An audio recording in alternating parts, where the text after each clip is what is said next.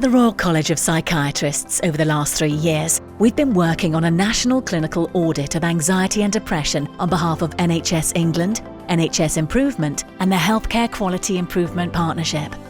We've been looking at the care and treatment of service users in mental health trusts in England who've been diagnosed with anxiety, depression or both. Our plan was to produce 3 reports showing how services are currently performing against a set of pre-agreed standards, as well as set out recommendations on how this care can be improved. The 3 elements of the audit were: the core audit, looking at how inpatient mental health services are performing overall; a spotlight on secondary care psychological therapy services; and a second spotlight on the experiences and perspectives of people who've recently received psychological therapy. From the design of our audit tools to the writing of recommendations, we've had input from our 4 different partner groups, each of them bringing their own unique resources, knowledge and expertise. We collected data from a large number of case notes, service users and therapist questionnaires, and from NHS trusts and organisations. For the spotlight on service user experience, we also analysed comments taken from the service user surveys collected in the first spotlight audit.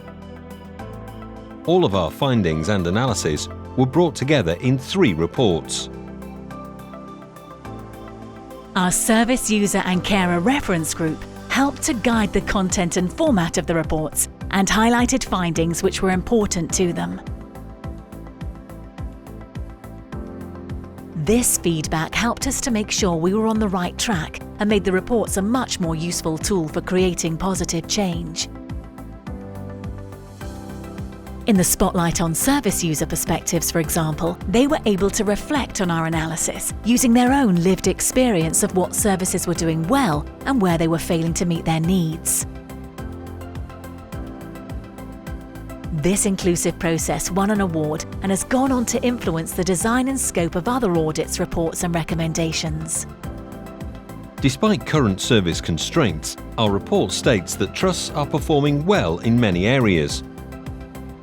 The core audit showed that access to inpatient care was good, with an average wait time of 5 hours, and most service users admitted within a day.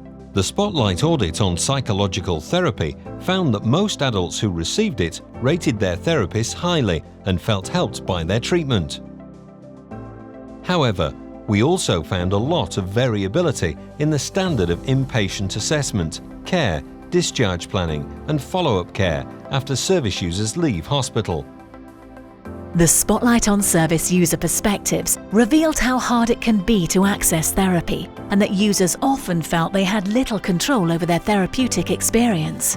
Although for some, therapy was life-saving and life-changing, for others it ended too soon or wasn't frequent enough. Highlighting areas of improvement both nationally and locally was a core goal of the audit, as was helping trusts to work on these areas by creating effective quality improvement plans. To do this, we held a number of quality improvement workshops and webinars. These brought trusts together to share great ideas and good practice, and it was reassuring for attendees to meet with other trusts who, when faced with similar problems, were able to put successful measures in place.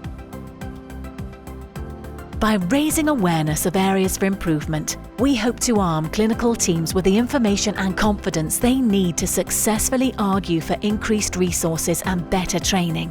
That the trusts involved will use the data we've collected to inform quality improvement projects and improve their service for service users, and that ultimately many more living with anxiety and/or depression will be able to access better, safer and more effective care now and in the future.